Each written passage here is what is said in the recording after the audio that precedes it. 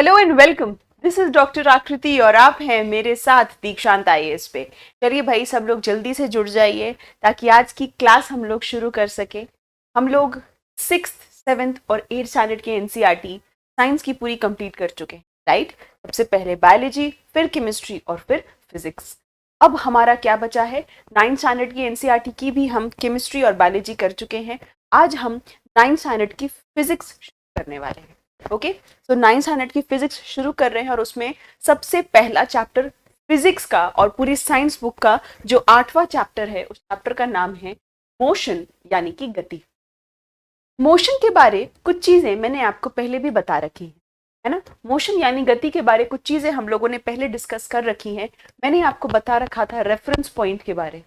ये भी आपको मैंने बता रखा था कि आप कब कहते हैं कि कोई ऑब्जेक्ट मोशन में है या रेस्ट में है। जब वो टाइम के साथ, अगर टाइम के साथ किसी भी ऑब्जेक्ट, किसी भी वस्तु का पोजीशन चेंज हो रहा है तो हम कहते हैं भाई वो मोशन में है यानी गति में। और अगर टाइम के साथ पोजीशन नहीं चेंज हो रहा तो हम कहते हैं वो ऑब्जेक्ट कहां पर है, वो ऑब्जेक्ट रेस्ट में। ठीक है, तो मेनली टाइम फ्रेम के हिसाब से हम लोग डिसाइड करते हैं कि whether an object is at rest और इन मोशन।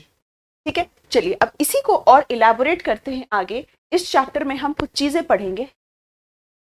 इसके पहले हम लोगों ने जो भी मोशन पढ़ा था उसमें कभी भी हम लोगों ने वेलोसिटी, वेग शब्द है ना, एक्सेलरेशन यानी त्वरण, इन चीजों का जिक्र नहीं किया था। डिस्प्लेसमेंट यानी विस्थापन, ये सारे शब्दों का जिक्र हमने नहीं किया था जब हमने पहले क्लासेस की एनसीईआरटी पढ़ी थी।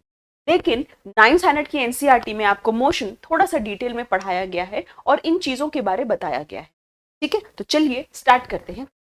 सबसे पहले हम बात करते हैं motion in a straight line. ठीक है, सबसे पहले एनसीईआरटी आपकी बात करती है सरल रेखीय गति यानी motion in a straight line.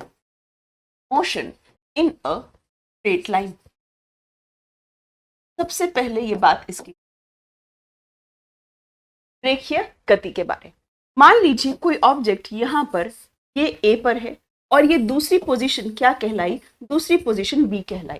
किसी ऑब्जेक्ट को ए से बी पर जाना है, किसी भी ऑब्जेक्ट को ए से बी पे जाना है तो इस समय यहाँ पे आपको कुछ चीजें समझाई गई है। ओके, अब मैं कुछ बेसिक शब्द आपको यहाँ पर क्लियर करने जा रही हूँ ताकि हम फिर आगे चैप्टर को और बेहतर समझ सके। सबसे पहले दो शब्द हम क्लियर करेंगे। डिस्टेंस, जिसको हिंदी में हम दूरी कहते हैं, और दूसरा क्या है, डिस्प्लेसमेंट। डिस्प्लेसमेंट को हिंदी में हम विस्थापन कहते हैं, को हिंदी में हम विस्थापन कहते हैं। ठीक है, अब कोई भी ऑब्जेक्ट ए से बी की ओर जा रहा है मान लीजिए, और मान लीजिए कि ए से बी की दूरी कितनी है भाई, 5 मीटर। 5 मीटर है। कोई आपसे पूछे कि इन दोनों के बीच की दूरी क्या है तो भाई आपको पता है 5 मीटर है ना, 5 मीटर है। डिस्प्लेसमेंट क्या है, विस्थापन क्या है? तो डिस्प्लेसमेंट, यहां पर एक नया शब्द इंट्रोड्यूस हो रहा है इस चैप्टर में जो पिछले क्लासेस की एनसीईआरटी में नहीं था। डिस्प्लेसमेंट यानी विस्थापन का मतलब है दो बिंदुओं के बीच जो सबसे छोटी दूरी, दो बिंदुओं के बीच जो सबसे छोटी दूरी है वो विस्थापन यानी डिस्प्लेसमेंट के नाम से जानी जाती है। मान लीजिए ये कोई पॉइंट है ए और ये कोई, ठीक है। अब ए से बी तक जाने के बहुत तरीके हो सकते हैं। हो सकता है इस तरह से चला जाया जाए, हो सकता है आप ऐसे चले जाओ, या हो सकता है आप सीधे चले जाओ, है ना। ए से बी पे जाने के बहुत सारे तरीके हैं। या तो आप इस तरफ से जा सकते हैं, या ऐसे जा सकते हैं, या ऐसे जा सकते हैं। ये 3 रास्ते आपको मैंने बता दिए। ठीक है, अब डिस्टेंस क्या है, दूरी क्या है, कि आपने एक्चुअली में कितनी दूरी आपने कवर की, वो डिस्टेंस। ठीक है, हो सकता है आप इस रास्ते गए तो आपने थोड़ी सी लंबी दूरी कवर कर ली, ठीक है, इस रास्ते गए तो थोड़ी सी और लंबी दूरी कर ली। लेकिन दो पॉइंट के बीच जो सबसे छोटी दूरी होती है वो डिस्प्लेसमेंट कहलाती। और एक बात हमेशा याद रखिएगा कि कभी भी आपको दो पॉइंट्स के बीच बोला जाए कि इन दोनों पॉइंट्स के बीच में क्या डिस्प्लेसमेंट है यानी विस्थापन बताइए, तो हमेशा क्या करिए, दोनों पॉइंट्स को एक सीधे लाइन से जोड़ दीजिए। दोनों बिंदुओं को एक बिल्कुल सीधी रेखा से जोड़ दीजिए, ये इसका डिस्प्लेसमेंट। ठीक है, अब मान लीजिए ये एक लड़का लेते हैं, मान लीजिए इसका नाम ए है, ठीक है, और इसको अपने घर जाना है, ये इसका घर है, इसको अपने घर जाना है, ठीक है, ये स्कूल से निकला, इसको अपने घर जाना है, ठीक है। तो एक तो तरीका हो सकता है कि ये सीधे अपने घर को चला जाए, या मान लीजिए इसने सोचा कि मैं बीच में मेरे स्कूल से 5 मीटर की दूरी पर मेरी नानी का घर है, तो नानी से मिलता हुआ जाऊं, ठीक है। उसके और 10 मीटर दूर मेरी बुआ रहती है, तो मैं बुआ से मिलता चला जाऊं। उसके और 5 मीटर दूर मेरा एक दोस्त रहता है, मैं उससे मिलता चला जाऊं, फिर मैं घर जाऊंगा, फिर मैं घर जाऊंगा। अगर कोई पूछे कि ए से बी के बीच में, ए और बी के बीच में कितनी दूरी है, कितनी दूरी है, या इसने अपने घर तक जाने के लिए कितनी दूरी तय की, तो आप क्या करेंगे, आप इन सबको जोड़ देंगे। 5 मीटर, 10 मीटर यानी 15 मीटर, 15 और 5 20 मीटर। यानी इस स्थिति में आपका डिस्टेंस कितना हो जाएगा, आपकी दूरी कितनी हो जाएगी, 20 मीटर, ठीक है। ये डिस्टेंस, दूरी कितनी हो जाएगी, 20 मीटर। मान लीजिए इसका घर है सिर्फ और सिर्फ 10 मीटर। अगर आपसे पूछा जाए, अगर आपसे पूछा जाए भाई कि डिस्प्लेसमेंट क्या है, यहाँ पर ए से बीच के बीच, ए से बी के बीच में डिस्प्लेसमेंट क्या है, विस्थापन क्या है, तो आप क्या बोलेंगे भाई, डिस्प्लेसमेंट का मतलब ही है 2 पॉइंट के बीच में सबसे छोटी दूरी, 2 पॉइंट के बीच में, 2 बिंदुओं के बीच में सबसे छोटी दूरी डिस्प्लेसमेंट यानी विस्थापन कहलाती है। और यहाँ पे आपका आंसर क्या होगा, यहाँ पे आपका आंसर होगा 10 मीटर। यहाँ पर डिस्प्लेसमेंट, विस्थापन आप क्या लिखेंगे, 10 मीटर लिखेंगे, ठीक है। तो आपने कितनी दूरी तय की, वो डिस्टेंस हो गया। 2 बिंदुओं के बीच सबसे छोटी दूरी क्या हो गई, वो डिस्प्लेसमेंट हो, ठीक है। अब एक और एग्जांपल लेके देखते हैं, हमको ये कॉन्सेप्ट और बेटर तरीके से समझ में आएगा। एक और हम यहाँ पर चीज लेकर देखते हैं, देख लीजिए, ये एक पॉइंट है ए और ये दूसरा पॉइंट है, मान लेते हैं, ठीक है। ये ऐसे 2 पॉइंट्स हैं। एक ऑब्जेक्ट, क्या कहते हैं, यहीं पर एक लड़का ए से बी को जा रहा है, ए से बी की दूरी 10 मीटर है, और बी से वापस ए पे आ जा रहा है, ठीक है। ए से बी की ओर जा रहा है और वापस आ जा रहा है, वापस आ जा रहा है। आपसे बोला जाए कि इस स्थिति में डिस्टेंस बताइए और साथ ही साथ डिस्प्लेसमेंट बताइए, भाई क्या जवाब देंगे, जल्दी से कमेंट सेक्शन में आंसर करिए। ये एक लड़का पॉइंट ए से बी पर जा रहा है और वापस पॉइंट ए पर आ जा रहा है। इस स्थिति में आप मुझे बताइए कि दूरी क्या होगी और विस्थापन क्या होगा। यहाँ पर दूरी और विस्थापन क्या है, यहाँ बहुत बेसिक सा कॉन्सेप्ट है। चलिए, यस दूरी क्या होगी, विस्थापन क्या होगा इस स्थिति। अगर हम इस स्थिति की बात करते हैं, आप किसको दूरी बताएंगे, किसको विस्थापन बताएंगे। यस, जल्दी जल्दी आंसर करिए, बहुत बहुत जल्दी से आंसर करिए, बहुत जल्दी से आंसर करेंगे।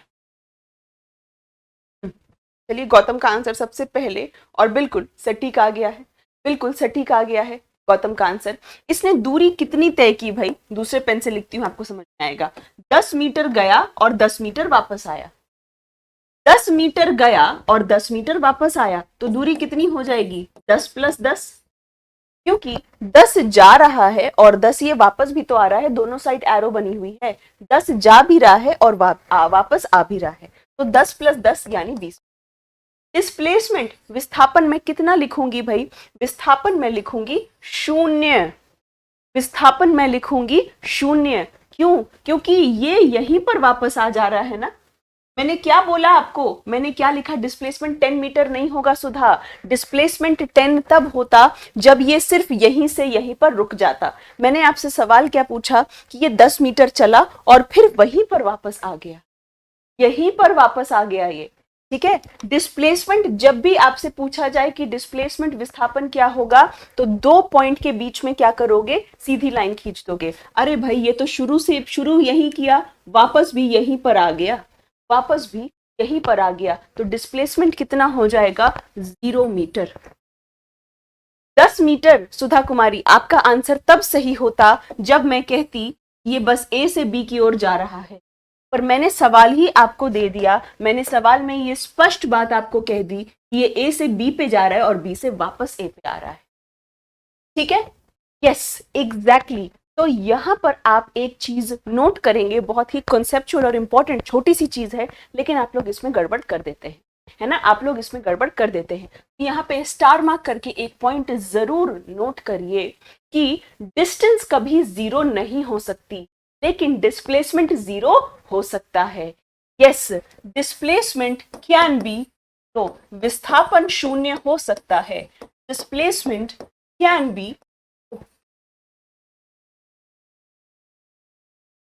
विस्थापन शून्य हो सकता है, या इसको छोड़िए एक कॉलम बना देते हैं डिस्टेंस और डिस्प्लेसमेंट में, है ना, डिस्टेंस और डिस्प्लेसमेंट के अंतर पे हम एक कॉलम से ही समझ लेते हैं। ठीक है, इसको छोड़ दीजिए, हम एक अलग स्लाइड पर कॉलम बना लेते हैं डिस्टेंस और डिस्प्लेसमेंट। आ जाइए,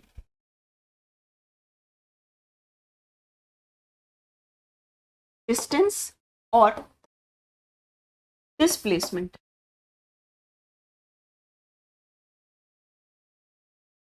यानी दूरी और विस्थापन, दूरी और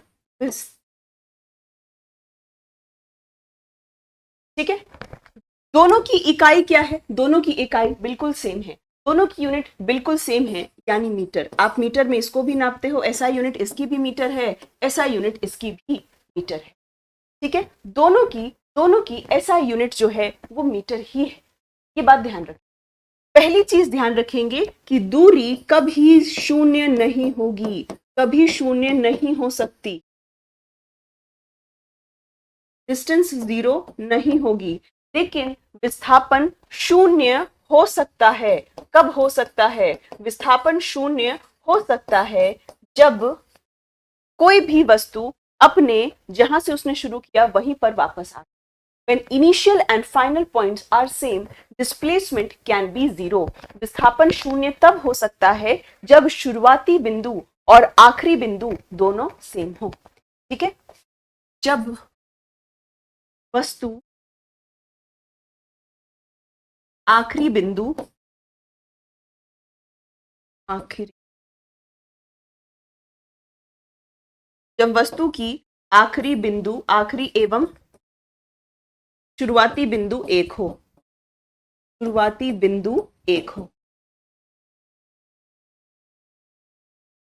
ये पॉइंट इंपॉर्टेंट है। ठीक है, स्केलर वेक्टर की बात किसी ने कमेंट सेक्शन में लिखी है, बट एक्चुअली आपकी एनसीईआरटी इस समय आपको स्केलर वेक्टर के बारे में बताते ही नहीं है। ठीक है, पर आप जान लीजिए कोई ऐसी बहुत बड़ा कॉन्सेप्ट नहीं है। डिस्टेंस क्या है? एक सदिश राशि है, एक अदिश राशि है, सॉरी स्केलर क्वांटिटी है, यानी अदिश राशि है। अदिश यानी दिशा नहीं होती। अदिश का क्या मतलब है कि हम दिशा नहीं लिखते, इसमें कहते बस इतनी दूरी है, किस दिशा में है वो नहीं लिखते, अदिश है। जबकि डिस्प्लेसमेंट क्या है? ये एक वेक्टर क्वांटिटी यानी सदिश राशि है। हमेशा हम लिखते हैं कि विस्थापन किस दिशा में हुआ, विस्थापन किस दिशा में हुआ। ठीक है, तो ये क्या है भाई? ये एक वेक्टर क्वांटिटी है, ये आपको बताता है कि किस दिशा में हो रहा। ठीक है, तो ये दोनों के बीच अंतर है। ठीक है, ये अंतर है दोनों के। ओके, चलिए इससे मिलता जुलता एक और सवाल करते हैं, इससे मिलता जुलता हम एक और सवाल करते हैं। चलिए आइए, यहाँ पे मान लेते हैं ये एक सर्कल है। ठीक है, ये मान क्या लेते हैं, दिख रहा है हमको एक सर्कल, ये पॉइंट है ए और ये पॉइंट है। ठीक है, इस सर्कल का रेडियस 7 सेंटीमीटर, सर्कल का रेडियस क्या है? 7 सेंटीमीटर है। एक ऑब्जेक्ट को ए से बी पर जाना है, ए से बी पर जाना है, तो बताइए डिस्टेंस क्या होगी और डिस्प्लेसमेंट क्या होगी। ठीक है, किसी भी वस्तु को ए से बी के ओर जाना है, यहाँ पर ये पॉइंट ए है, ये पॉइंट बी है, सो ए से बी की ओर जाना है। आपको इस सर्कल का रेडियस दे के रखा है 7 सेंटीमीटर। आपको बताना है यहाँ पे दूरी क्या होगी और विस्थापन क्या होगा। यस, दूरी क्या होगी और विस्थापन क्या होगा। अब इस केस में देखिए आप क्या कहेंगे। सबसे पहले डिस्प्लेसमेंट याद करो। डिस्प्लेसमेंट, जब भी हमको दो बिंदुओं के बीच डिस्प्लेसमेंट यानी दूरी जाननी होती है तो हम दोनों के बीच एक सीधी रेखा खींचते हैं। दोनों पॉइंट्स के बीच में एक सीधी रेखा खींचते हैं। इनके बीच में खींच दीजिए भाई सीधी रेखा, ठीक है, खींच दीजिए सीधी रेखा, ठीक है। अब मान लीजिए ये आपका रेडियस है 7, ये मान लीजिए कहीं सेंटर ऑफ सर्कल, ये बिल्कुल सेंटर ऑफ सर्कल है, ओ लिख दिया। अगर ये रेडियस 7 है तो ये रेडियस भी 7 सेंटीमीटर होगा, बिल्कुल रेडियस हर जगह बराबर होगा। ये भी क्या होगा, 7 सेंटीमीटर होगा। तो डिस्प्लेसमेंट कितना आ गया भाई, डिस्प्लेसमेंट विस्थापन कितना आ गया, विस्थापन तो 14 सेंटीमीटर आ गया। विस्थापन ए से बी के बीच में विस्थापन डिस्प्लेसमेंट कितना आ गया, 14 सेंटीमीटर। हमेशा याद रखिएगा कि अगर आपको दो पॉइंट्स के बीच में डिस्प्लेसमेंट विस्थापन निकालना हो तो दोनों को एक सीधी रेखा से जोड़ देते हैं। विस्थापन कितना आ गया, 14 सेंटीमीटर। ये विस्थापन है सुधा कुमारी, दूरी नहीं है, ये विस्थापन है। डिस्टेंस देखते हैं, डिस्टेंस देखते हैं। सर्कमफ्रेंस की बात करें, परिधि की बात करें पूरे इसकी, तो क्या लिखते हैं हम, पूरे सर्कल की कितनी लिखते हैं, पूरे सर्कल की क्या लिखते हैं हम, सर्कमफ्रेंस 2 पाई आर लिखते हैं। सर्कल की सर्कमफ्रेंस हम 2 पाई आर लिखते हैं, है ना। यहां से यहां तक की 2 पाई आर लिखते हैं, है कि नहीं। मैथ्स इतनी तो याद होगी आपको। आपको यहां से यहां जाना है, यानी आधा सर्कल जाना है। यहां से यहां जाना है, ये दूरी है ना, ये दूरी हो गई ना। यहां से यहां जब आपको जाना है तो एक्चुअली में आप आधा सर्कल की दूरी तय कर रहे हैं। डिवाइडेड बाय 2 कर दोगे, है ना। 2 से 2 कटा तो पाई आर, पाई की वैल्यू क्या होती है, 22/7 इंटू 7। तो डिस्टेंस कितनी हो जाएगी, 22 सेंटीमीटर। डिस्टेंस कितनी हो जाएगी, 22 सेंटीमीटर हो जाएगी, ठीक है। पूरे सर्कल का आप सरकमफ्रेंस लेते हैं, परिधि लेते हैं 2 पाई आर, तो 2 pi r by 2, 2 pi r by 2, है ना, क्योंकि हमको आधा निकालना है। ए से बी पे ऑब्जेक्ट जा रहा है, ये सेमी सर्कल है, ए से बी पे जा रहा है, 2 से 2 कटा, पाई की वैल्यू 22/7, है ना। तो आपका आ गया 22 सेंटीमीटर। तो डिस्टेंस कितना हो गया, 22 सेंटीमीटर, ठीक है। आपको ये न्यूमेरिकल्स इसीलिए करा रही हूं क्योंकि फिजिक्स में अगर आपके कॉन्सेप्ट सही है ना तो आप बहुत हद तक सेफ हैं, ठीक है। इसीलिए आपको न्यूमेरिकल्स, ऐसा नहीं कि आपके एग्जाम से बहुत न्यूमेरिकल्स पूछे जाते हैं या बिल्कुल नहीं पूछे जाते हैं, पर आपको कॉन्सेप्ट तभी समझ में आएगा जब आपको ये बेसिक चीजें क्लियर होंगी, ठीक है। आगे चले हम लोग, चलिए ये बात आपको समझ में आ गई। अब नेक्स्ट कॉन्सेप्ट पे चलते हैं, uniform and non uniform motion पे चलते हैं। एक समान गति और समान गति, okay. Uniform and non uniform motion, uniform and non uniform motion, uniform and non uniform motion के बारे में जानते हैं, ठीक है, ओके। यूनिफॉर्म मोशन क्या है, देखिए यही एग्जाम्पल शायद मैंने आपको जब पिछले क्लास की एनसीईआरटी पढ़ा रही थी तब भी दिया था और अभी भी यही एग्जाम्पल दूंगी क्योंकि इसको समझने का सबसे सटीक और अच्छा एग्जाम्पल यही। मान लीजिए मैं यहां पर दिल्ली में हूं, ठीक है, मुझे दिल्ली से पटना जाना है, ये पटना है और ये दिल्ली है, ए की जगह इसको दिल्ली लिखते हैं। मैं अभी दिल्ली में हूं और मुझे पटना जाना है। दिल्ली से पटना की औसत दूरी अभी हम 1000 किलोमीटर मान लेते हैं, इसी के लगभग भी है। दिल्ली से पटना की औसत दूरी हम मान लेते हैं भाई 1000 किलोमीटर, ठीक है। अब क्या ऐसा होगा कि मैं यहां से, और मुझे बाई कार जाना है, मुझे गाड़ी से जाना है दिल्ली से पटना। अब क्या ऐसा होगा कि मैं सुबह निकलूं बिल्कुल 5 AM, 5 बजे सुबह निकलूं बिल्कुल 120 किलोमीटर प्रति घंटा, इस रफ्तार से, इस स्पीड से मैं अपनी गाड़ी भगाऊं और फटाफट पटना पहुंच जाऊं? ऐसा हो सकता है क्या कि मैं बिल्कुल यही समान गति बनाकर, यही यूनिफॉर्म मोशन बनाकर, यही कांस्टेंट स्पीड बनाकर पूरा रास्ता कवर कर लूं? क्या ऐसा पॉसिबल है? चलो अभी देखते हैं। दूसरी स्थिति देख लीजिए, दूसरी स्थिति फिर से वही है, मैं दिल्ली से पटना जा रही हूं। दूरी कितनी है? दूरी 1000 किलोमीटर है। मैं सुबह सुबह 5 बजे निकल गई, बहुत बढ़िया। सुबह 5 से 7 के बीच 5 AM to 7 AM सुबह 5 से 7 के बीच तो भाई मुझे ट्रैफिक बिल्कुल नहीं मिला, बिल्कुल भी जाम नहीं मिला, मैं 120 किलोमीटर प्रति रफ्तार से चलती गई मजे में, कोई दिक्कत नहीं। 7 बजे के बाद, 7 बजे के बाद क्या हुआ, 7 बजे के बाद हुआ ये कि थोड़ा सा ट्रैफिक बढ़ने लगा, है ना, स्कूल का टाइम हो गया, अब तो स्कूल भी खुल गए सारे, स्कूल वूल का टाइम होने लगा, तो मेरी स्पीड क्या हो गई, मेरी स्पीड 80 किलोमीटर पर आवर हो गई।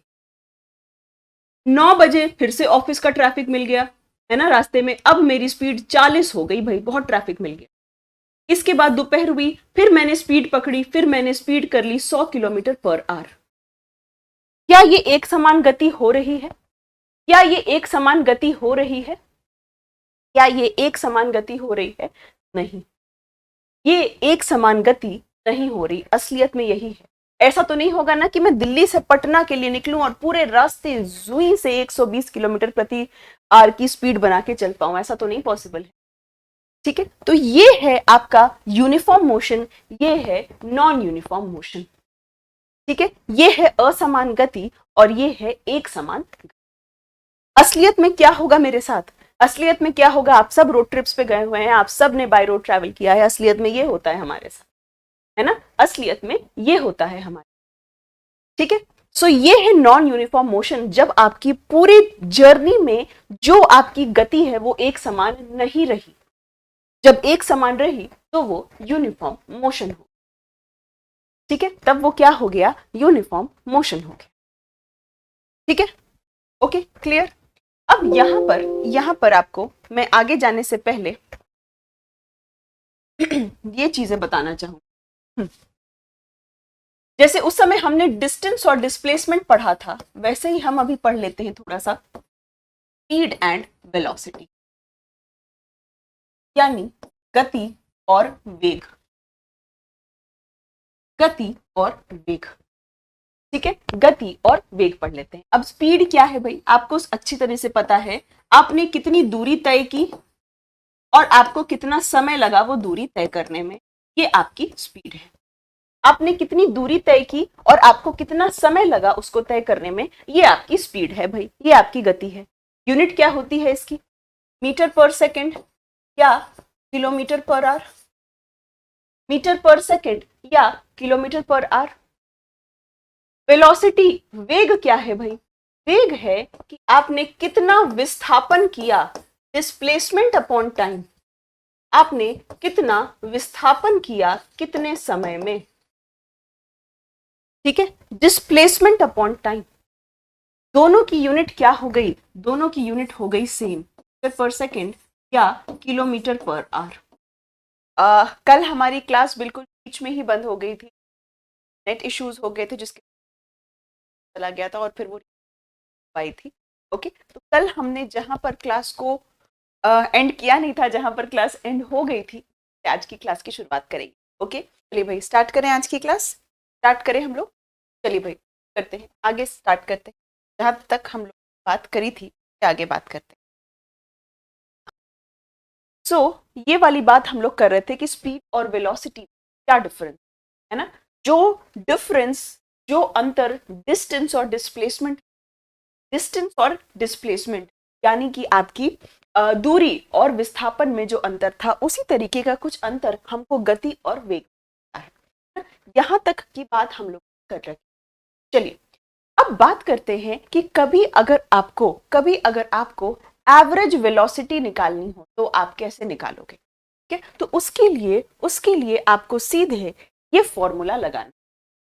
ठीक है, एवरेज वेलोसिटी निकालनी हो, कितनी दूरी तय की गई और कितने समय में तय की गई, कितनी डिस्टेंस तय की गई, कितनी दूरी तय की गई और कितने समय में की। Right, total distance travelled upon total time taken, ये हो जाएगी आपकी एवरेज स्पीड, या अगर डिस्प्लेसमेंट देके रखा हो तो एवरेज वेलोसिटी। ठीक है, चलिए उदाहरण के लिए क्वेश्चन है यहाँ पे, हम कुछ कल भी मैंने आपको एक दो न्यूमेरिकल्स कराए थे, है ना, कल भी आपको मैंने एक दो न्यूमेरिकल्स कराए थे, जिनके माध्यम से, ताकि जिनके माध्यम से क्या हो सके, जिनके माध्यम से आप चीजें, इसलिए न्यूमेरिकल्स की इंपॉर्टेंस है। वैसे ही आज भी हम कुछ न्यूमेरिकल्स करेंगे ताकि आप इनसे अपने यहाँ पर समझ सके, कॉन्सेप्ट्स को समझ सके, चीजों को। ठीक है, चलिए, एक वस्तु 16 मीटर की दूरी 4 सेकंड में तय करती है, पुनः 16 मीटर की दूरी 2 सेकंड में तय करती है। वस्तु की औसत चाल क्या होगी? वस्तु की औसत चाल क्या होगी भाई? इससे आसान क्वेश्चन हो सकता है क्या? औसत चाल क्या होगी? एवरेज स्पीड क्या होगी? Total distance travel upon total time taken. Total distance कितना ट्रैवल हुआ? 16 + 16। टाइम कितना टोटल लगा? 4 + 2, 4 + 2, है ना? तो जितनी दूरी तय की गई और जितना समय लिया गया, 32 मीटर की दूरी तय की गई, है ना? और 6 सेकंड का टाइम लिया गया, 6 सेकंड का टाइम लिया गया। इससे आसान क्या कोई सवाल हो सकता है? मुझे लगता है ना। तो ये क्या आ गया आपका? चलिए अब मैथ्स के कैलकुलेशन पे नहीं जाते हैं, हमको मेन जो है ये कॉन्सेप्ट, है ना, सिंपल सा बेसिक सा क्वेश्चन। अब इसके बाद आगे चलते हैं, अब इसके बाद आगे चलते हैं। एवरेज वेलोसिटी के बारे में बात हो रही, ठीक है, एवरेज वेलोसिटी के बारे में बात हो रही। जब हम एवरेज वेलोसिटी की बात करते हैं, सिंपल एक फॉर्मूला, सिंपल फंडा लगता है, इनिशियल वेलोसिटी। पहले आप क्या लिखेंगे? इनिशियल वेलोसिटी, यानी प्रारंभिक वेग या शुरुआती वेग जो है, और अंतिम वेग क्या है? फाइनल वेलोसिटी, यानी अंतिम वेग क्या है? वेलोसिटी डिवाइडेड बाय 2, है ना। ये आपसे क्या पूछ रहा है? ये एवरेज पूछ, ठीक है, ये क्या पूछ रहा है? ये आपसे पूछ रहा है एवरेज वेलोसिटी, ये आपसे पूछ रहा है एवरेज। तो किसी भी आपको डिस्टेंस दे देगा, आपको जर्नी के बारे में बता दिया जाएगा सवाल में, आपने किस वेग से शुरुआत की, किस वेग पर खत्म किया, अगर आप उसको 2 से डिवाइड कर देंगे, आपको एवरेज वेलोसिटी। सो हम नॉर्मली फिजिक्स में, अभी मैं आपको इक्वेशंस ऑफ मोशन बताऊंगी, हर जगह फॉर्मूला में जब हम भी इस्तेमाल करेंगे यहां पर आगे चल के, तो हम इनिशियल वाले को यू लेते हैं, प्रारंभिक वेग को हम लेंगे, और अंतिम वेग को हम क्या लेंगे? अंतिम वेग को, यानी जो फाइनल वेलोसिटी है उसको लेंगे। चलो सवाल देखते हैं, सवाल के माध्यम से ही देखना, सारे एनसीईआरटी के क्वेश्चन हैं, बाहर से नहीं। चलिए सवाल देखिए। यात्रा शुरू होते समय कार का ओडोमीटर, यानी जो डिस्टेंस, दूरी बताता है, 2000 किलोमीटर प्रदर्शित करता है, और यात्रा समाप्त पर 2400 किलोमीटर।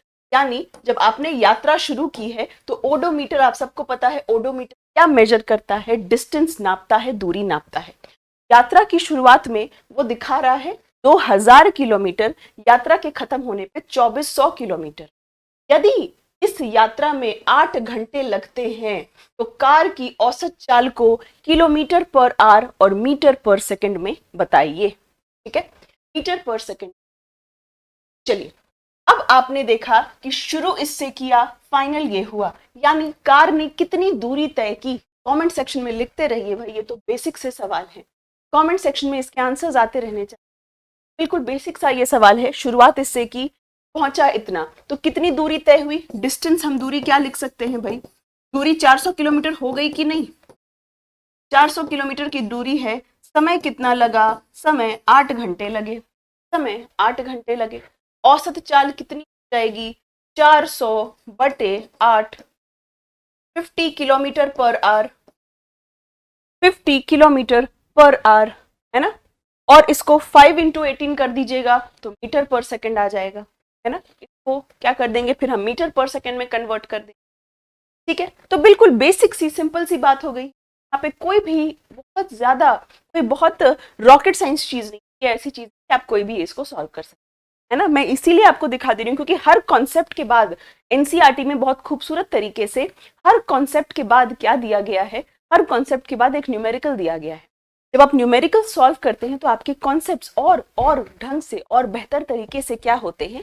क्लियर होते, ठीक है। ओके, चले नेक्स्ट पे चले हम लोग। चलिए उषा के बारे सवाल है भाई, चलिए देखते हैं उषा रानी ने क्या किया। उषा ने क्या किया? एक 90 मीटर के तालाब में तैरती है, एक सिरे से दूसरे सिरे, यानी एक सिरे से दूसरे सिरे तक सरल रेखीय पथ पर जाती है तथा वापस आती है, जाती है तथा वापस आती है। इस दौरान कुल 180 मीटर की दूरी तय करती है ना। जाहिर सी बात है कि जा रही है और आ रही है ना। तो जाने में भी दूरी 90 मीटर, आने में भी दूरी 90 मीटर, तो टोटल दूरी इसने कितनी तय कर ली? 180 मीटर। कितने समय में कर ली? टाइम कितना हो गया, 1 कर ली, 1 मिनट कर ली, है ना। आपको इसकी औसत चाल और औसत वेग बताना है। चलिए अब इसका जवाब आप देंगे, मैं नहीं। जल्दी जल्दी से जवाब दीजिए। यस, जल्दी जल्दी से जवाब दीजिए। यहाँ पर कोर्सेज के बारे में आपको दीक्षांत टीम बता देंगे, दीपक गुज्जर। यस। टाइम मिनट में लिखा हुआ है, टाइम किस में लिखा हुआ है, मिनट में लिखा हुआ है। आप आंसर कर रहे हो 180 मीटर पर सेकेंड, मिनट को सेकंड में नहीं कन्वर्ट करोगे क्या? 1 मिनट में 60 सेकंड होते हैं, इसको सेकंड्स में नहीं कन्वर्ट करोगे क्या? मीटर पर सेकंड में आप आंसर दोगे, टाइम तो मिनट में लिखा है, टाइम को सेकंड्स में कन्वर्ट करोगे ना। बेसिक मिस्टेक यही सारी चीजों पे करते हो। वहां पे ऑप्शन में आ जाएगा 180 मीटर पर सेकंड और आप लोग मार्क कर दो। टाइम मिनट में दे के रखा है, आप स्पीड निकालते हो मीटर पर सेकंड में, तो मिनट को सेकंड में तो कन्वर्ट करोगे पहले, है ना। मिनट को सेकंड में तो कन्वर्ट करोगे, है कि नहीं? बिल्कुल ठीक है। तो स्पीड कितनी हो जाएगी इसकी, स्पीड कितनी हो जाएगी, डिस्टेंस कितना ट्रैवल कर रही है 180, समय कितना लगा रही है 60 सेकंड, समय कितना लगा रही है 60 सेकंड, है ना, 60 सेकंड लगा रही है ना। तो क्या हो जाएगा 3 मीटर पर सेकंड इसकी स्पीड हो जाएगी। इसकी स्पीड क्या हो जाएगी 3 मीटर पर सेकंड। वेग बताना है आपको, वेलोसिटी बतानी है भाई, वेलोसिटी बतानी है। वेग किसके बराबर होता है, विस्थापन बटा समय, displacement upon time, displacement upon time. अब ये बेसिक बात हमने कल की क्लास में कर रखी थी कि अगर कोई ऑब्जेक्ट जहां से शुरू हो रहा है वहीं पर वापस जा रहा है, अगर कोई ऑब्जेक्ट जहां से शुरू हो रहा है वहीं पर वापस जा रहा है, तो उस स्थिति में क्या होता है, उस स्थिति में डिस्प्लेसमेंट तो होता है, विस्थापन शून्य होता है। कल की क्लास में हमने इसको बखूबी तरीके से समझा था। जहां से अगर आप शुरू कर रहे हैं वहीं पर आ रहे हैं, initial and final position is same, तब उस स्थिति में हम लिखते हैं डिस्प्लेसमेंट जीरो। वेलोसिटी क्या हो जाएगी, डिस्प्लेसमेंट ही जीरो हो जाएगा, तो वेलोसिटी भी क्या हो जाएगी भाई, तो हो जाएगी। तो वेग क्या हो गया 0 मीटर पर second, velocity will be zero क्योंकि डिस्प्लेसमेंट जीरो है, डिस्प्लेसमेंट जीरो है। याद करिए भाई, कल की क्लास में हमने ये सारी चीजें पढ़ी थी। डिस्टेंस, डिस्प्लेसमेंट, एक सेकेंड कहाँ गया वो, जैसे इन दोनों के बीच अंतर लिखा था, याद करिए मैंने आपको बताया था कि डिस्टेंस नहीं हो सकता जीरो, लेकिन डिस्प्लेसमेंट जीरो हो सकता है। कल की क्लास में ये बात हम लोग कर चुके थे, डिस्प्लेसमेंट जीरो हो सकता है, डिस्प्लेसमेंट जीरो हो सकता है, इसका मतलब है कि वेलोसिटी भी जीरो हो सकती है लेकिन स्पीड जीरो नहीं हो। अगर कोई ऑब्जेक्ट कोई भी दूरी तय कर रही है, स्पीड जीरो नहीं लेकिन वेलोसिटी जीरो हो। दोनों के बीच में अंतर लिखा था हमने कल की क्लास में, तो भाई आज की क्लास में भी वो अंतर लिख लीजिए। यस, है ना। एक और डिफरेंस क्या होगा दोनों के बीच, speed can be zero, can not be zero, speed can not be zero, ये शून्य नहीं हो सकती, वेग शून्य हो सकता है, this can be zero, can be. अगर डिस्प्लेसमेंट जीरो है तब वेलोसिटी यानी वेग जीरो हो सकता है। ठीक है, ये चीजें क्यों लिखा रही हूं मैं, क्योंकि अधिकतर पीसीएस और यूपीएससी जैसे एग्जाम्स में आपको स्टेटमेंट्स दे दिए जाते हैं, कथन दे दिए जाते हैं और पूछा जाता है, 4 कथन दे देंगे, बोलेंगे बताइए इनमें से कौन सी बात सही है, उसमें 3 गलत होंगे या 2 गलत होंगे और उस तरह से आपसे सवाल पूछते हैं। इसीलिए आपको ये बेसिक बातें जानना बहुत बहुत जरूरी है। ठीक है, आगे चले हम लोग, आगे चले। ये बात कर ली, ये बात कर ली, ये बात कर ली।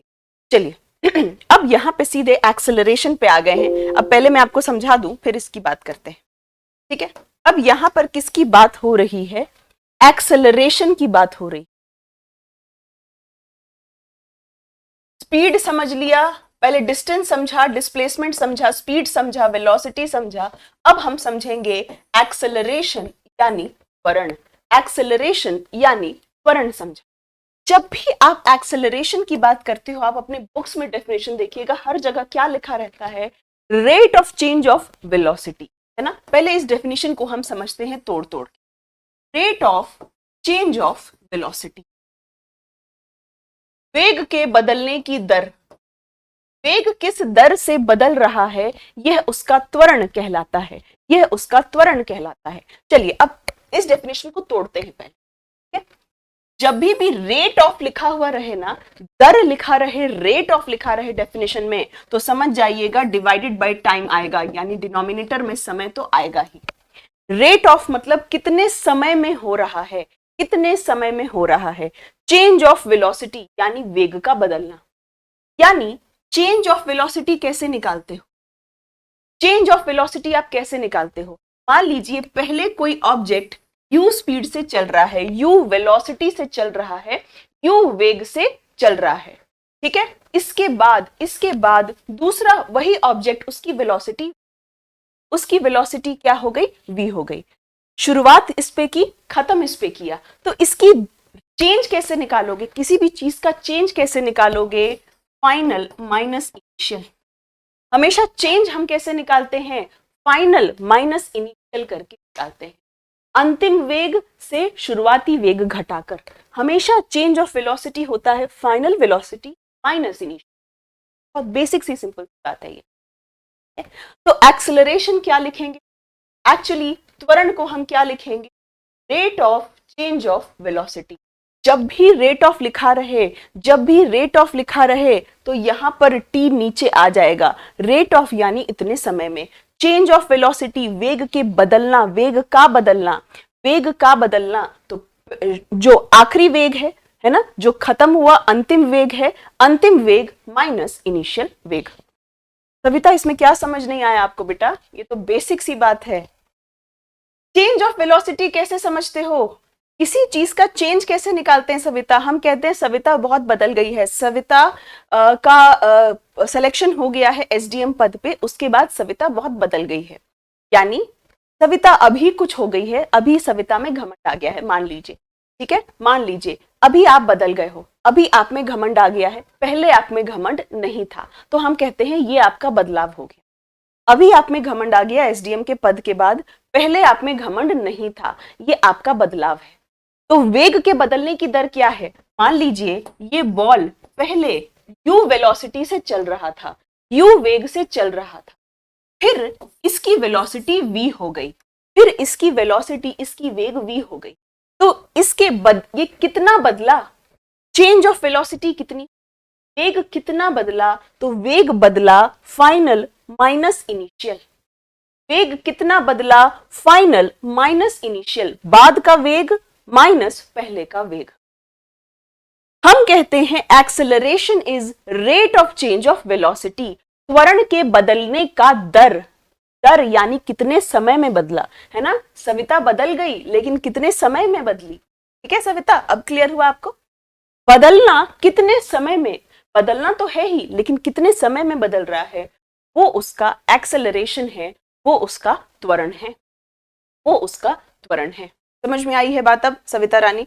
चलिए अब मुझे एक सिंपल सी बात बताइए, यहां पर मान लीजिए किसी ऑब्जेक्ट का, किसी भी ऑब्जेक्ट की वेलोसिटी कांस्टेंट है, वेलोसिटी कांस्टेंट है, यानी वेग जो है वो एक समान है, वेग जो है एक समान है, तो उसका एक्सेलरेशन, उसका त्वरण कितना होगा। यस, ये वाली चीज समझ में आई है। आगे बढ़े हम लोग।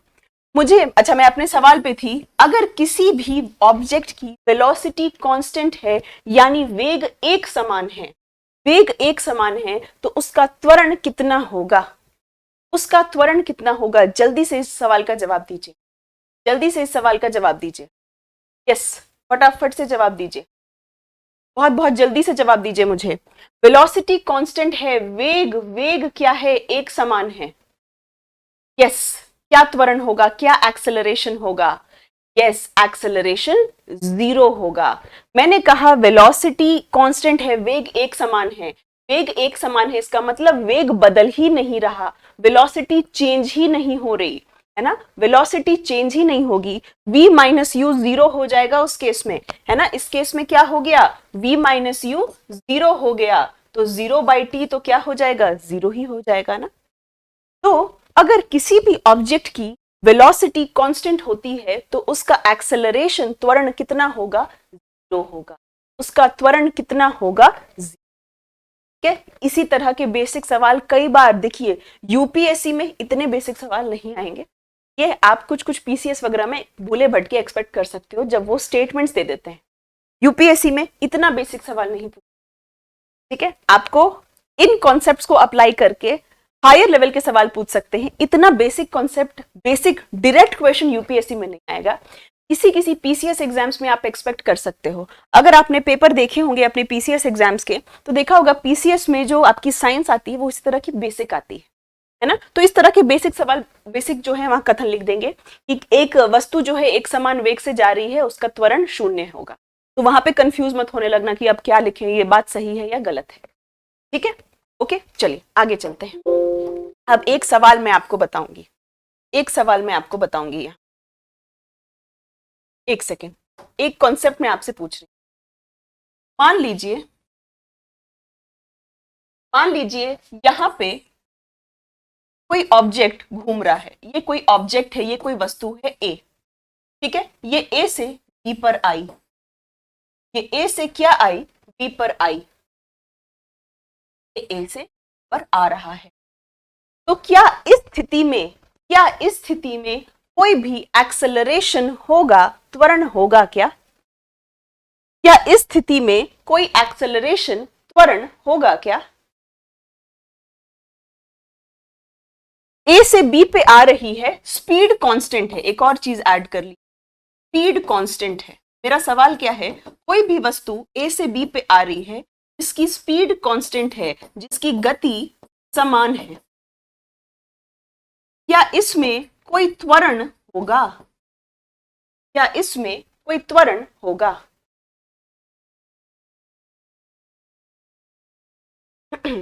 यस, क्या इसमें कोई त्वरण होगा?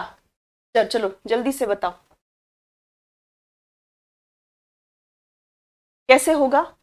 तो कैसे होगा, इसका भी जवाब दे दो। मेरा लालच बढ़ रहा है आप लोगों का आंसर देख के। अगर होगा तो कैसे होगा? विजय कह रहा है नहीं होगा, नो एक्सेलरेशन। आलोक भी कह रहे हैं no acceleration, good Gautam, very good, good.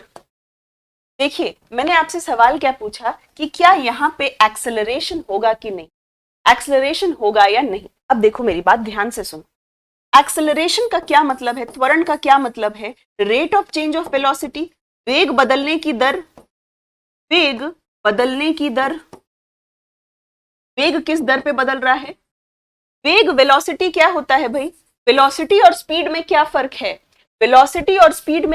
है? कि वेलोसिटी मतलब है स्पीड तो है, लेकिन वेग में दिशा भी तो होती है। तभी तो मैंने कहा था कि जो वेलोसिटी है वो एक वेक्टर क्वांटिटी है, जो वेग है वो एक सदिश राशि है।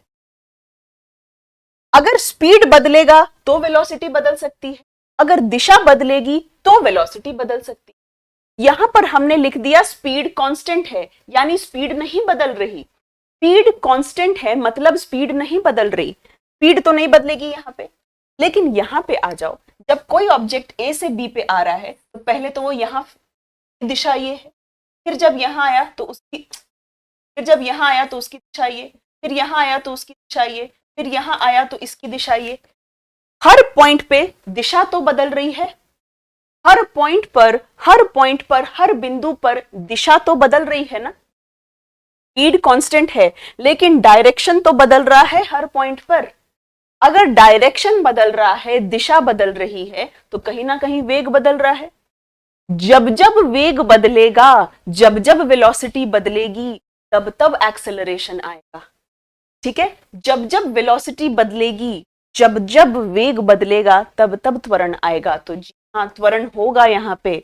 क्योंकि यहाँ पर भले स्पीड कांस्टेंट है लेकिन वेलोसिटी बदल रही है। क्यों? वेलोसिटी क्या होती है भाई? आप सबको पता है वेलोसिटी क्या होती है। वेलोसिटी एक वेक्टर क्वांटिटी है, सदिश राशि है, इसमें दिशा भी होती है, यहाँ पर दिशा बदल रही है, दिशा बदलेगी तो वेलोसिटी बदलेगी तो एक्सेलरेशन होगा। तो यहां पर एक्सेलरेशन 0 नहीं है। क्लियर है ये बात सबको? यस, एक्सेलरेशन होगा यहां पर कुछ एक्सेलरेशन लगेगा, यहां पर कुछ एक्सेलरेशन लगेगा। ठीक, जल्दी जल्दी बताएंगे। ये वाली बात समझ में आई है? तो वेलोसिटी पूछा, वेलोसिटी जब भी हम वेलोसिटी का जिक्र करते हैं, जब भी हम वेलोसिटी का जिक्र करते हैं वहां पर डायरेक्शन आता है, क्योंकि वो एक वेक्टर क्वांटिटी राशि। ठीक है, चलिए अब थोड़ा सा फॉर्मूला भी देख लेते हैं, है ना, थोड़ा सा फॉर्मूला भी हम लोग देख लेते हैं। हमने कहा त्वरण के बारे, अभी त्वरण के बारे कहा कि rate of change of velocity acceleration है ना। Rate of change of velocity क्या है? Acceleration. Rate of change of velocity क्या है? एक्सेलरेशन है।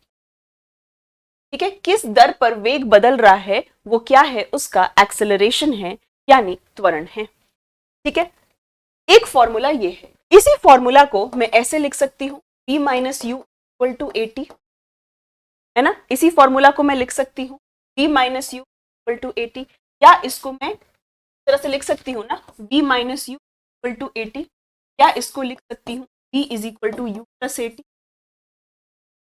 है ना। इस तरह से कुछ भी डिराइव कर सकते हैं, हम कुछ भी डिराइव कर सकते हैं, इस तरीके से हम कुछ भी डिराइव कर सकते हैं। ठीक है, अभी और इक्वेशन ऑफ मोशन पढ़ेंगे, उसमें देखेंगे एक इक्वेशन ऑफ मोशन ये है, लेकिन एक्सेलरेशन क्या है? Rate of change of velocity. अब बताएंगे कि एक्सेलरेशन की यूनिट क्या होगी, यूनिट क्या होगी, वेलोसिटी की यूनिट क्या होगी, वेलोसिटी की यूनिट क्या होगी? मीटर पर सेकंड, टाइम की यूनिट सेकंड, तो वेलोसिटी की यूनिट क्या, सॉरी एक्सेलरेशन की यूनिट क्या होगी? मीटर पर सेकंड। एक्सेलरेशन त्वरण की यूनिट क्या होगी? मीटर पर सेकंड स्क्वायर, है ना। एक्सेलरेशन की यूनिट क्या होगी? ये भी मीटर, ये वेलोसिटी की यूनिट है मीटर पर सेकंड, टाइम की सेकंड, तो इसकी यूनिट होगी मीटर पर सेकंड स्क्वायर, मीटर पर सेकंड स्क्वायर। ठीक है, आगे चले, आगे चले हम लोग, चलिए फिर से कुछ बात बोल रहा है यहाँ पे। विश्राम अवस्था से राहुल अपनी साइकिल को चलाना शुरू करता है। विश्राम अवस्था यानी आपको बता दिया क्वेश्चन में कि इनिशियल वेलोसिटी 0 है, इनिशियल वेलोसिटी 0 है, विश्राम अवस्था यानी इनिशियल वेलोसिटी 0 हो गई। राहुल अपनी साइकिल को चलाना शुरू करता है 30 सेकंड में, हमेशा क्वेश्चन सॉल्व करने के लिए है उसको लिख दीजिए, 30 सेकंड में कितना वेग प्राप्त हो रहा है उसका? 6 मीटर पर सेकंड, 6 मीटर पर सेकंड। ठीक है, वह इस प्रकार से ब्रेक लगाता है कि साइकिल का वेग अगले 5 सेकंड में, अगले, फिर दूसरी चीज दे के रखी है, इस तरह से वेग लगाता है, इस तरह से ब्रेक लगाता है कि साइकिल का वेग अगले 5 सेकंड में कम होकर 4 मीटर पर सेकंड हो जाता है।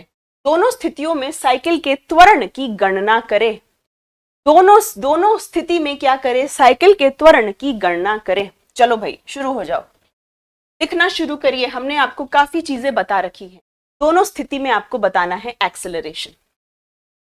यहां तो त्वरण आपका आराम से निकल जाएगा, है ना, यहां पर त्वरण आराम से निकल जाएगा, p minus u by T, यहाँ पे आराम से निकाल लोगे। p कितना है? 6 है, u कितना है? 0 है, टाइम कितना है ना, तो एक्सेलरेशन है बाई 30 यानी 1/5 मीटर पर सेकेंड, राइट। यहाँ पे तो आराम से निकाल लोगे, कोई दिक्कत नहीं आएगी, सारी चीजें देख के रखी हैं। दूसरी स्थिति में देखिए क्या क्या लिखा हुआ है। क्वेश्चन में बहुत सारी बातें आपको सीधी नहीं लिखी रहती हैं, आपको डिकोड करना पड़ता है। आगे देखते हैं, पहली स्थिति हो गई हमारी, वह इस प्रकार से ब्रेक लगाता है, ब्रेक लगाता है, क्या ब्रेक लगा रहा है कि साइकिल का वेग अगले 5 सेकंड में कम होकर, 5 सेकंड में कम होकर कितना हो जा रहा है? 4 मीटर पर सेकंड। बताओ भाई क्या आंसर होगा इस स्थिति में? ब्रेक लगा रहा है कि क्या हो रहा है भाई? अगले 5 सेकंड में, टाइम लिखा हुआ है 5 सेकंड और वेग कितना हो गया है अब? 4 मीटर पर सेकंड, 4 मीटर पर सेकंड। बताइए क्या होगा, क्या होगा? त्वरण बताइए, यहाँ पे त्वरण क्या होगा? एक्सेलरेशन बताइए क्या होगा? जल्दी से आंसर करिए। गौतम, अमन, आशीष, पंकज, सविता, जल्दी से आंसर करिए, क्या एक्सेलरेशन होगा? क्या एक्सेलरेशन होगा इस स्थिति? What will be the acceleration? जल्दी जल्दी से आंसर चाहिए मुझे। फटाफट से आंसर करेंगे। यस, अरे कोई तो आंसर कर दो, कोई तो आंसर कर दीजिए। हम्म। किसी के पास आंसर नहीं है? ये होमवर्क रहा आपका फिर, ठीक है। ये क्वेश्चन आप लोगों का होमवर्क रहा, कमेंट सेक्शन में आंसर करके बताइएगा। ये वाला होमवर्क रहा क्योंकि सारे क्वेश्चंस मैं नहीं सॉल्व करूँ, ठीक है। ये वाला पार्ट आप लोगों का होमवर्क रहा, इसको कमेंट सेक्शन में जरूर आंसर करें, ठीक है। चलिए आगे चल रही हूं मैं, कुछ ग्राफ की बात कर लेते हैं, ठीक है। हम कुछ ग्राफ की बात कर रहे हैं यहाँ, ओके, कुछ ग्राफ की बात कर रहे हैं। चलिए, मुझे नहीं पता क्या आंसर है, कल की क्लास में आंसर डिस्कस करेंगे। ये होमवर्क है सभी का, कमेंट सेक्शन में वीडियो अपलोड हो जाने के बाद आंसर ड्रॉप कर दीजिए। चलिए देखते हैं ग्राफ के बारे में कुछ बातें, ठीक है। यस, चलिए, जब हम ग्राफ के बारे में बात करते हैं ना, तो ग्राफ से हमको बहुत सारी इंफॉर्मेशन पता चल जाती है। चलिए यहाँ पे देखते हैं, ये एक ग्राफ बनाया हुआ है दो चीजों की, ठीक है। दो चीजों के बीच ग्राफ बना हुआ है। क्या ग्राफ बना हुआ है भाई? वाई एक्सिस पे डिस्टेंस है और एक्स एक्सिस टाइम है, एक्स एक्सिस पे टाइम है। यहां पर अगर ये स्ट्रेट लाइन, ये अगर लीनियर ग्राफ है, ये बिल्कुल स्ट्रेट लाइन है, तो हम इससे क्या समझते हैं? इससे क्या समझते हैं कि बिल्कुल जैसे जैसे दूरी बढ़ रही है, समय बढ़ता चला जा रहा है, यानी हर पॉइंट पे दूरी और समय एक समान बढ़ रहे हैं, दूरी और समय एक समान बढ़ रहे हैं। तो ये कैसा मोशन है? यूनिफॉर्म या नॉन यूनिफॉर्म? एक समान है या समान है, सॉरी, एक समान है या समान नहीं है? यूनिफॉर्म मोशन है या नॉन यूनिफॉर्म मोशन? आप बहुत बखूबी समझ जाएंगे कि this is a graph of uniform motion. बिल्कुल यूनिफॉर्म मोशन का ग्राफ है ये, है ना। एक समान बढ़ रहा है, ये हमेशा एक समान बढ़ रहा है, ये यूनिफॉर्म मोशन का ग्राफ है। बिल्कुल इस स्थिति में देखिए, इस स्थिति में देखिए, कल अगर आपको याद होगा मैंने आपको एग्जांपल देके बताया था दिल्ली से पटना वाली जर्नी के बारे, यूनिफॉर्म एंड नॉन यूनिफॉर्म, ठीक है। उसी चीज को यहां से ग्राफ में रिप्रेजेंट किया गया है। ये देखिए यहां पर क्या हो रहा है, यहां पे फिर से वही डिस्टेंस, यहां पर, और यहां पर ग्राफ ऐसा दे दिया, ये ग्राफ क्या दे दिया है? ऐसा दे दिया। अब बताओ ये क्या बता रहा है हमको? ये क्या बता रहा है? एक समान है ये? क्या ये एक समान है? पहले ऐसे जा रही है, फिर अचानक से ऐसे बढ़ जा रही है, ये एक समान नहीं है। तो जब भी ऐसा दिखे, इसका मतलब ये क्या है भाई? ये non uniform motion, non uniform, असमान गति है, ये नॉन यूनिफॉर्म, ठीक है। ये आपका नॉन यूनिफॉर्म मोशन है। नेक्स्ट ग्राफ देखिए, ये आप नेक्स्ट ग्राफ देखिए, क्या किया है यहां? वेलोसिटी और टाइम के बीच ग्राफ बनाया है, ठीक है। वेलोसिटी और टाइम के बीच ग्राफ बनाया है और बिल्कुल इसको ऐसे कर दिया है, बिल्कुल क्या कर दिया है? एक्स एक्सिस के पैरेलल कर दिया है। अब हम इससे क्या समझते हैं? हम इससे क्या समझ रहे हैं? इससे हम समझ ये रहे हैं कि टाइम बीतता जा रहा है, टाइम तो बीत रहा है ना, क्योंकि इधर जा रहा है, एक्स एक्सिस पे तो टाइम है, टाइम बीतता जा रहा है, लेकिन ये नहीं बदल रहा है, ये सेम है। ये क्या है? ये सेम है। टाइम भले बढ़ रहा है लेकिन वेग नहीं बदल रहा, वेग अगर बढ़ता तो वाई एक्सिस पे दिखता ना। समय बढ़ रहा है, समय बढ़ रहा है, लेकिन वेलोसिटी कांस्टेंट है, वेलोसिटी कांस्टेंट है। तो कैसा मोशन है? ये भी यूनिफॉर्म मोशन हो गया, ये भी यूनिफॉर्म मोशन, क्योंकि बिल्कुल कांस्टेंट वेलोसिटी से चलता जा रहा है। समय बढ़ रहा है लेकिन वेलोसिटी ना तो बढ़ रही है ना तो कम हो रही है, ना तो बढ़ रही है ना तो कम हो रही है, ठीक है।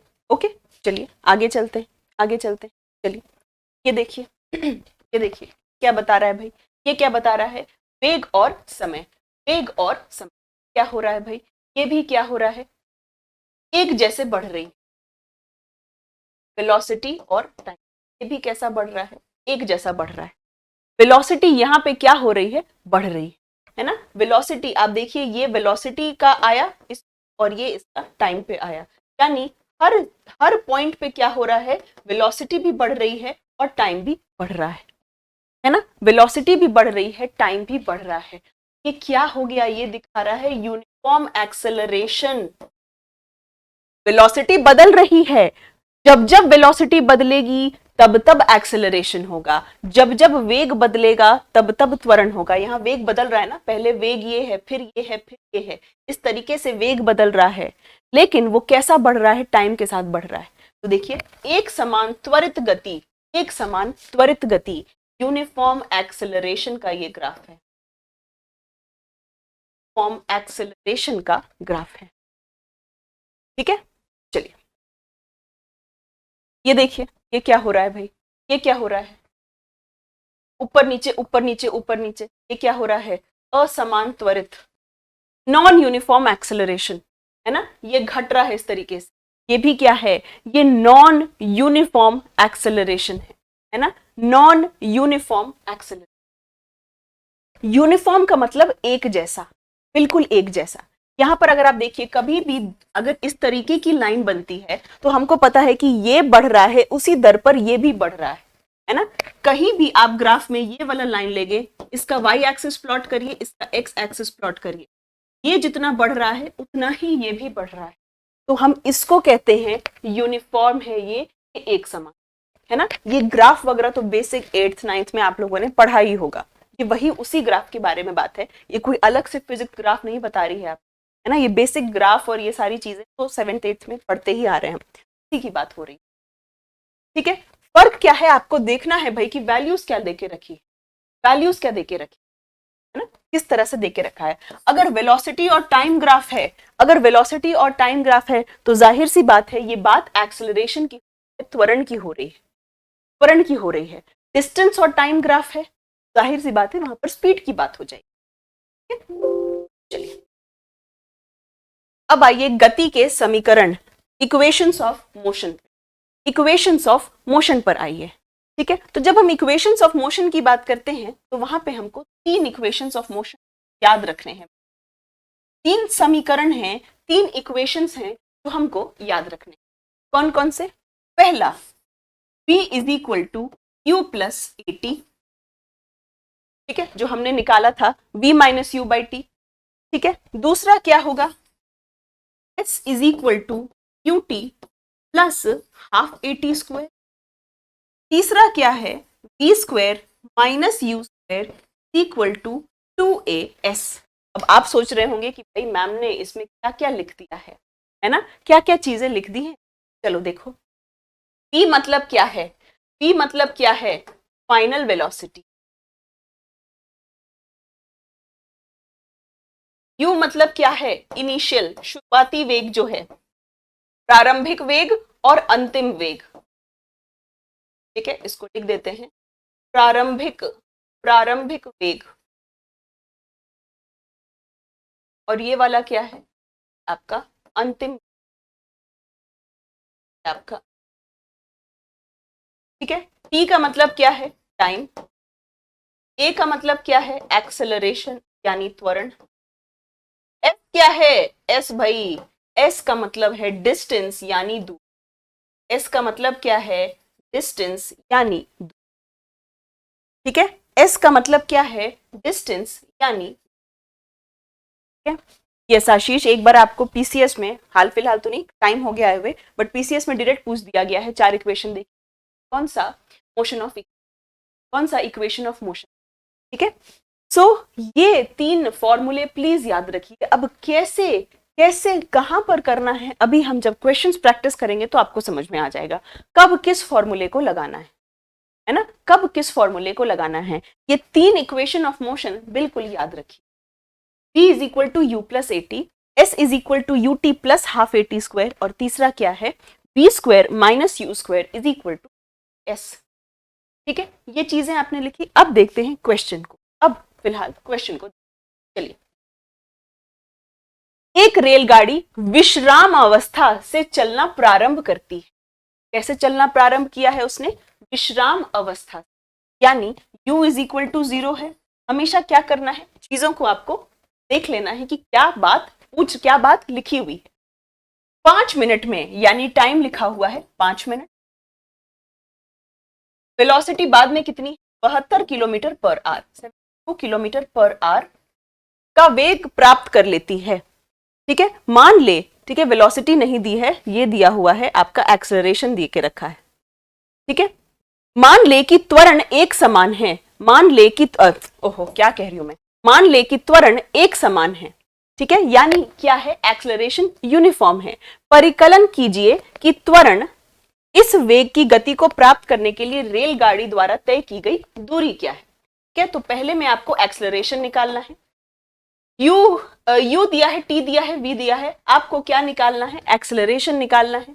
ठीक है, इस वेग को प्राप्त करने के लिए रेलगाड़ी द्वारा तय की गई दूरी एस निकालना है। बताओ भाई कैसे करोगे। जब भी इस तरीके के सवाल आपको पूछे जाएं, जब भी इस तरीके के सवाल पूछे जाएं तो पहले हमने देख लिया क्या क्या चीजें दे के रखी है। आपको एक्सेलरेशन निकालना है और डिस्टेंस निकालना है। तीनों इक्वेशन ऑफ मोशन लिख लो, v is equal to plus a t, s is equal to u t plus half a t square, और तीसरा है e square minus u a s. सबसे पहले भाई हमको क्या निकालना है, एक्सेलरेशन निकालना है, त्वरण निकालना है। सीधा इस फॉर्मूला से एक्सेलरेशन निकल जाएगा, है ना। v is equal to 2 plus a t, लगा दो भाई। v दिया हुआ है 72, ठीक है, u कितना दिया हुआ है, एक्सेलरेशन निकालना है, टाइम 5 मिनट दिया है बेटा, ये r है। ठीक है, ये इस चीज पे ध्यान रखिए, यहां गड़बड़ करते हैं। किलोमीटर पर आवर है, ये मिनट देके रखा है, तो या तो इसको मीटर पर सेकंड में कर दो या इसको आर में कर दो। ठीक है, इसको आर में कर दोगे तो डिवाइडेड बाय 60। ठीक है, इसको आर में कर दो, है ना, इसको क्या करो भाई, आर में कर दो, 1/12 घंटे, 1/12 आर लगा दो भाई, है ना, इसको आर में कर दो, निकाल लो। ठीक है, समझ आ गई बात। अब मैथ्स में यहाँ पे नहीं बताऊंगी आपको, मैंने आपको कॉन्सेप्ट बता दिए, तरीके बता दिए। हमेशा यूनिट एक जैसा रखिएगा, या तो इसको आर में कर लीजिए या तो इसको फिर से सेकंड में करो, इसको मीटर पर सेकंड में करो, है ना, क्योंकि यूनिट एक जैसा होना, यूनिट आपका एक जैसा होना चाहिए। किलोमीटर पर आवर है, टाइम आपको मिनट में देके रखें। ठीक है, इस इक्वेशन से आपको क्या निकल जाएगा, यहां से आपको एक्सेलरेशन निकल जाएगी, है ना, यहां से आपको त्वरण निकल जाएगा। आपको एस बताना है, ठीक है, आपको एस बताना है। दोनों में से कोई फॉर्मूला इस्तेमाल कर लो एस निकालने के लिए, है ना, एस निकालने के लिए दोनों में से कोई भी फॉर्मूला आप इस्तेमाल कर लीजिए। ठीक है, कोई भी फॉर्मूला इस्तेमाल कर लीजिए, दोनों में से ये इस्तेमाल कर लो या ये इस्तेमाल कर लो, आपके पास सारी चीजें हैं, है ना। तो इस तरीके से ऐसे सवाल किए जा सकते हैं। क्लियर हूं मैं, आई होप यहां तक आपको ये चीजें बिल्कुल क्रिस्टल क्लियर है, स्पष्ट है, कोई दिक्कत परेशानी नहीं है। आगे चले, आगे चले चलिए, यहां पे बता रहा है एक समान वृत्तीय गति के बारे में। ठीक है, यूनिफॉर्म मोशन के बारे आपको बात बताई जा रही है, यूनिफॉर्म सर्कुलर। ठीक है, इससे मिलता जुलता एक क्वेश्चन हम लोग कल की क्लास में कर चुके हैं, अगर आपको याद हो, इसी से मिलता जुलता सवाल कल की क्वेश्चन में कर चुके हैं, जब मैंने आपको बताया था कि ए से बी पे जाएगा तो कितना समय लगेगा।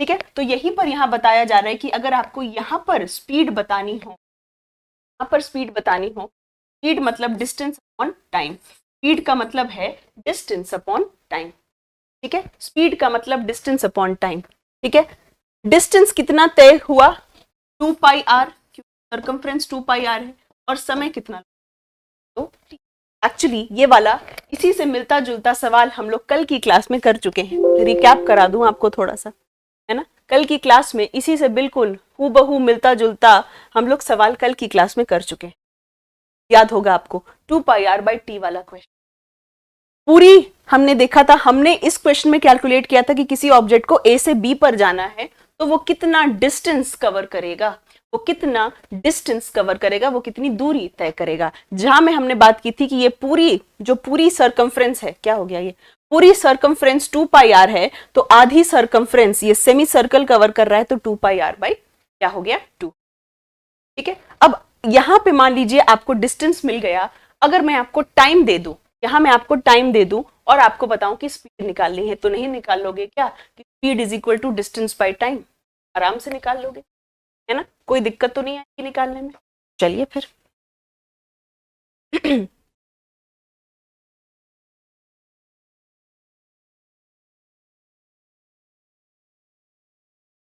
आपने क्या सीखा? आ जाइए, अब आ जाते हैं हमने क्या सीखा इसकी बात करते हैं। ये चैप्टर खत्म है यहाँ पे। हाँ, आपने क्या सीखा इसके बारे में एक बार देख लेते हैं सारी चीजें। चैप्टर के आपके नोट्स यहीं पर। चलिए देखिए, स्थिति में परिवर्तन एक गति है, इसकी व्याख्या तय की गई दूरी या विस्थापन के रूप में की जा सकती है। एक वस्तु की गति का समान या असमान होना उस वस्तु के वेग पर निर्भर करता है कि जो कि नियत है या बदल रहा है। ठीक है, यूनिफॉर्म या नॉन यूनिफॉर्म मोशन इस पर डिपेंड करेगा। चलिए, प्रत्येक इकाई समय में वस्तु द्वारा तय की गई दूरी की चाल है और प्रत्येक इकाई में किया हुआ विस्थापन उसका वेग है। यानी यहाँ पे आपको डिस्टेंस बता रहा है, डिस्प्लेसमेंट बता रहा है, डिस्प्लेसमेंट बता रहा है और डिस्टेंस बता रहा है। इसके बाद स्पीड एंड वेलोसिटी के बारे में बात हो रही है। ठीक है, किसी वस्तु का त्वरण प्रत्येक इकाई समय में उसके वेग में होने वाला परिवर्तन है। यानी acceleration is equal to p minus u by t. ग्राफों के द्वारा वस्तु की समान या असमान गति को दर्शाया जा सकता है। अगर मैं इस तरीके का ग्राफ बना दूं भाई, अगर मैं ऐसा ग्राफ बना दूं, डिस्टेंस और टाइम का ग्राफ ये बना दिया, कौन सा मोशन है? यूनिफॉर्म मोशन, एक समान गति। अगर मैं ये बना दूं वेलोसिटी टाइम का ग्राफ, वेलोसिटी बदल ही नहीं रही टाइम के साथ। ठीक है, ये भी क्या हो गया? Uniform motion. ठीक है, ये भी क्या हो गया? Uniform motion. अगर मैं इस तरीके का ग्राफ बना, ये क्या है? ये नॉन यूनिफॉर्म है ना। उसी ग्राफ के बारे में बात बता रहा है ये। और देखते हैं, 3 इक्वेशन ऑफ मोशन है आपके जो बहुत बहुत इंपॉर्टेंट है। v is equal to plus at, s is equal to ut plus half at square and v square minus u square is equal to 2as, जो हमने इसकी बात की। ठीक है, अगर कोई वस्तु वृत्तीय पथ पर एक समान चाल से चलती है तो उसकी गति को एक समान वृत्तीय गति कहा जाता है, यूनिफॉर्म सर्कुलर मोशन कहा। ठीक है, ओके, चलो भाई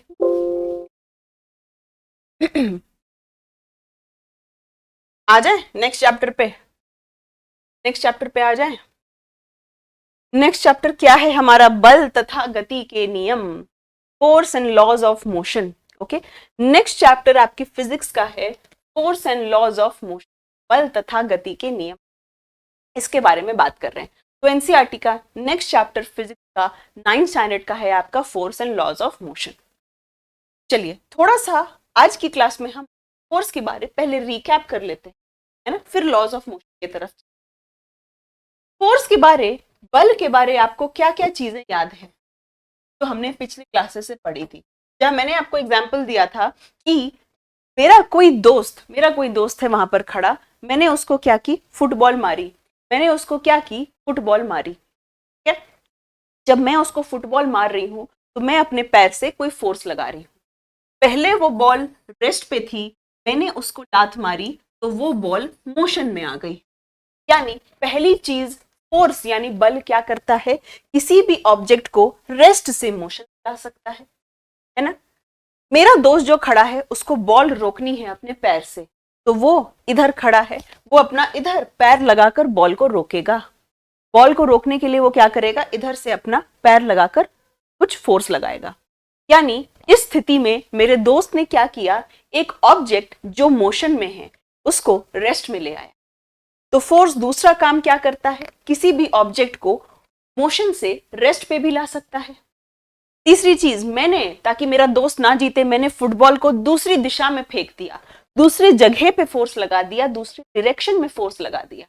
तीसरी चीज, फोर्स क्या कर सकता है? डायरेक्शन बदल सकता है। फोर्स क्या कर सकता है? दिशा बदल सकता है। ये सारी बातें हम लोग कर चुके हैं। और आखिरी चीज जो फोर्स कर सकता है, मैंने आपको बताया था कि अगर मान लीजिए मेरा दोस्त मैच हार जाता है, क्या करेगा? गुस्से में पानी की बोतल पे इतना फोर्स लगाएगा कि वो बिल्कुल, बिस्लरी की जो बोतल है वो बिल्कुल क्या होगी? कुचला जाएगी।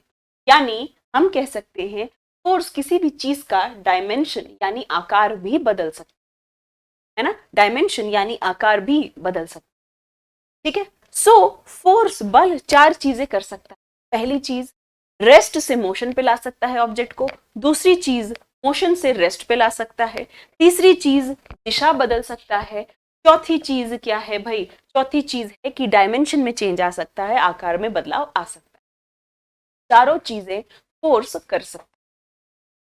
ठीक है, चलिए फोर्स क्या होगा, स्केलर क्वांटिटी होगा, वेक्टर क्वांटिटी होगा। फोर्स क्या होगा, फोर्स एक स्केलर क्वांटिटी होगी या वेक्टर होगी, सदिश राशि होगी या अदिश राशि होगी, आपके हिसाब से क्या होगी भाई, सदिश होगी या अदिश राशि होगी? दिशा पर निर्भर कर रही है ना।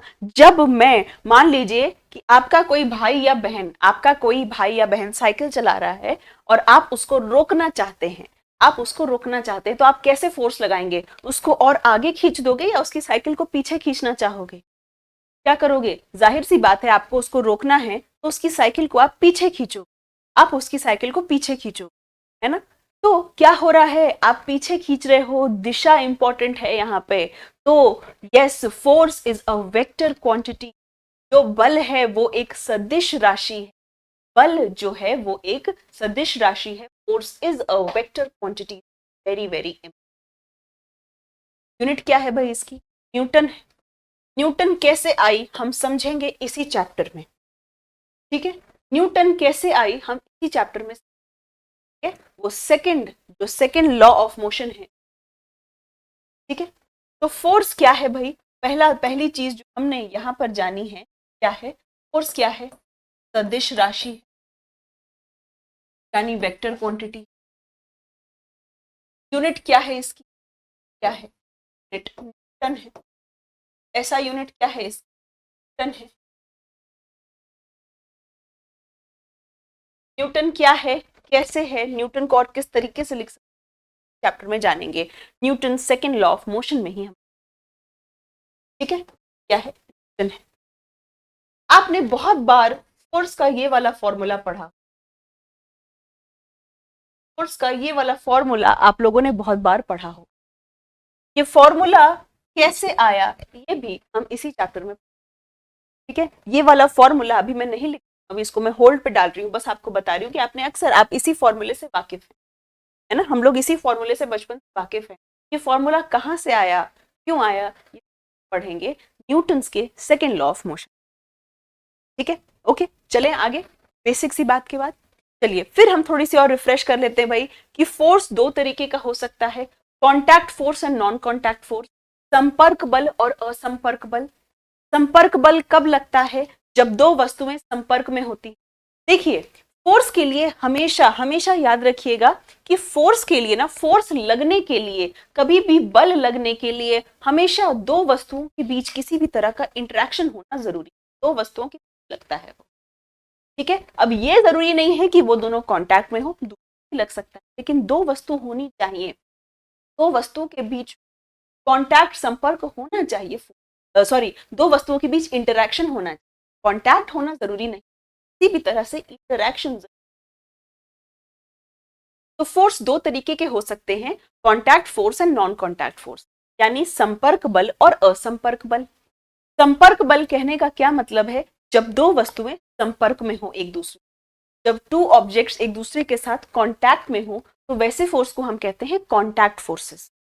ठीक है, जैसे सबसे अच्छा एग्जांपल है फ्रिक्शन यानी घर्षण बल। घर्षण बल तभी लगता है जब दो वस्तुएं एक दूसरे के संपर्क में रहती। फिर बात आती है नॉन कांटेक्ट फोर्स की, असंपर्क बल की। मैं इस मार्कर को अभी छोड़ दूं तब भी ये धरती की ओर गिर जाएगा, भले ही धरती और ये कांटेक्ट में नहीं है, अभी ये तो यहाँ है, धरती यहाँ है, फिर भी ये इसको खींच लेगा। जो धरती का गुरुत्वाकर्षण बल है ये इसको खींच लेगा। तो गुरुत्वाकर्षण बल क्या हो गया, असंपर्क बल हो गया, नॉन कांटेक्ट फोर्स हो गया। तब भी काम कर रहा है जब दो ऑब्जेक्ट्स कांटेक्ट। बकीय बल मैग्नेटिक फोर्स क्या हो गया, असंपर्क बल, असंपर्क। ठीक है, इसके बाद हमने फिर और क्या बात की थी, बैलेंस्ड एंड अनबैलेंस्ड फोर्सेस के बारे में, संतुलित बल और असंतुलित बल के बारे। अब हमने देखा कि फोर्स में डायरेक्शन होती है ना, फोर्स में क्या होती है भाई, डायरेक्शन होती है, क्या होती है। अब यहाँ इस स्थिति में आप देखिए, इस स्थिति में देखिए, आप यहाँ पर देखिए, यहाँ पर क्या हो रहा है, 300 न्यूटन की फोर्स इस दिशा में लग रही है, इतनी ही बल, इतनी ही फोर्स इसकी विपरीत दिशा में लग रही, तो नेट फोर्स कितना आया, इसका रिजल्टेंट फोर्स इधर भी 300, इधर भी 300, तो बीच का फोर्स क्या हो जाएगा भाई? हमेशा मैंने कहा कि फोर्स वेक्टर क्वांटिटी है, दिशा जरूरी है। इस दिशा में इतना लग रहा है, दूसरी दिशा में ही इतना लग रहा है, तो क्या हो जाएगा भाई? ये बिल्कुल लो हो जाएगा, नेट फोर्स यहां पर, ठीक है। तो इस फोर्स को हम कहते हैं बैलेंस्ड फोर्स, क्योंकि दोनों साइड जो बल लग रहा है वो संतुलित लग रहा है। इस स्थिति में देखिए 400 न्यूटन इधर, 300 न्यूटन, नेट फोर्स यहां पे कितना आ गया? 100 न्यूटन। किस साइड? किस साइड? 100 न्यूटन किस साइड आ गया? इस साइड आ गया। ये अनबैलेंस्ड फोर्स, असंतुलित बल है, असंतुलित बल है, ठीक है। अब हमारे लिए अनबैलेंस्ड फोर्स, ठीक है, कल की क्लास में हम लोग पढ़ेंगे इनर्शिया क्या होता है, जड़त्व क्या होता है, इनर्शिया से क्या हमने लॉस पढ़ा, इनर्शिया को तोड़ेंगे कैसे, वहां पर अनबैलेंस्ड फोर्स का महत्व आता है। तो अब जब हम कल की क्लास में मिलेंगे तो हम लोग न्यूटन के तीनों लॉज, ठीक है, उनके एप्लीकेशंस, उनके फिर law of conservation of momentum, संवेग के संरक्षण का नियम, ये सारी चीजें तो कल की क्लास, ठीक है। सो कल की क्लास में हम लोग तीनों चीजें वाले हैं, ओके। और मैं देखती हूँ अगर कुछ क्वेश्चंस मिल जाते हैं तो हम क्वेश्चंस भी प्रैक्टिस करने की कोशिश करेंगे कल की ही क्लास में, ठीक है। कल मिले, फिर कल मिले। तो कल हम लोग एनसीईआरटी 9th स्टैंडर्ड का फिजिक्स का सेकेंड चैप्टर स्टार्ट करेंगे। आज तो सिर्फ आपको मैंने एक इंट्रोडक्शन दे दिया, एक कहते हैं ना कि शुरुआत दे दिया, आपको एक ओरिएंटेशन दे दिया। अब कल हम लोग इस चैप्टर पर काम करें, ठीक है। कल मिलते हैं 9 बजे। Thank you, bye bye, good night.